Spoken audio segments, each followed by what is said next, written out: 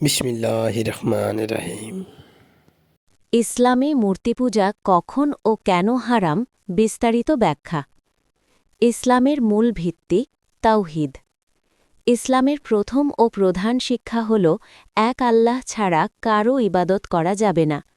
এটাকেই বলা হয় তাওহীদ। এর বিপরীত হল শিরক বা আল্লাহর সাথে শরিক করা। মূর্তি পূজা মানে কোনো তৈরি জিনিস যেমন পাথর, কাঠ, মানুষ, মাজার বা প্রতীককে ইবাদত করা বা আল্লাহর মতো ক্ষমতা দেওয়া, যা সরাসরি শিরক। তাই ইসলাম শুরু থেকেই এটি হালাম ঘোষণা করেছে। কোরআন সূরা নিসা ৪:৪৮। নিশ্চয়ই আল্লাহ তার সাথে শরিক করাকে ক্ষমা করেন না। ইতিহাস নবী সাল্লাল্লাহু আলাইহি ওয়াসাল্লামের আগের আরব সমাজ। ইসলাম আসার আগে মক্কার কাবাঘরে প্রায় ৩৬০টি মূর্তি ছিল। মানুষ এগুলোকে আল্লাহর নৈকট্য পাওয়ার মাধ্যম মনে করত।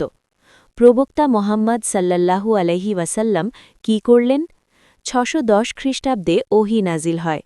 তখন থেকেই শিরক নিষিদ্ধ ঘোষণা। ৬৩০ খ্রিস্টাব্দে মক্কা বিজয়ের পর তিনি কাবা থেকে সব মূর্তি অপসারণ করেন। ঘোষণা দেন, সত্য এসেছে, মিথ্যা বিলীন হয়েছে। অর্থাৎ ইসলামের সূচনালগ্ন থেকেই মূর্তি পূজা হারাম ছিল, পরে এসে নয়। আরও পেছনে আগের নবীদের শিক্ষা। ইসলাম শিক্ষা দেয় সব নবী একই তাওহীদের দাওয়াত দিয়েছেন। প্রবক্তা ইব্রাহিম আলাইহিসসালাম, তার জাতি মূর্তি পূজা করত। তিনি মূর্তি ভেঙে প্রমাণ করেন যে এগুলো নিজের উপকার বা ক্ষতি করতে পারে না। মানুষকে এক আল্লাহর ইবাদাতের দিকে ডাকেন। অর্থাৎ মূর্তি পূজা ইসলামে শুধু মোহাম্মদ সাল্লাল্লাহু আলাইহি ওয়াসাল্লামের সময় নয়, বরং আদম আলাইহিসসালাম থেকে সব নবীর শিক্ষাতেই হারাম ছিল। কেন এত কঠোরভাবে নিষিদ্ধ? কারণ আল্লাহর একত্ব নষ্ট করে, মানুষকে সৃষ্টির উপাসনায় নিয়ে যায়, ধীরে ধীরে কুসংস্কার ও অন্ধবিশ্বাস জন্ম দেয়, আল্লাহর গুণ অন্যের উপর আরোপ করা হয়।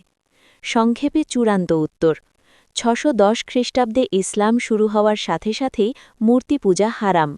কোরআনে একে শিরক বলা হয়েছে, যা সবচেয়ে বড় গুনাহ। সব নবীর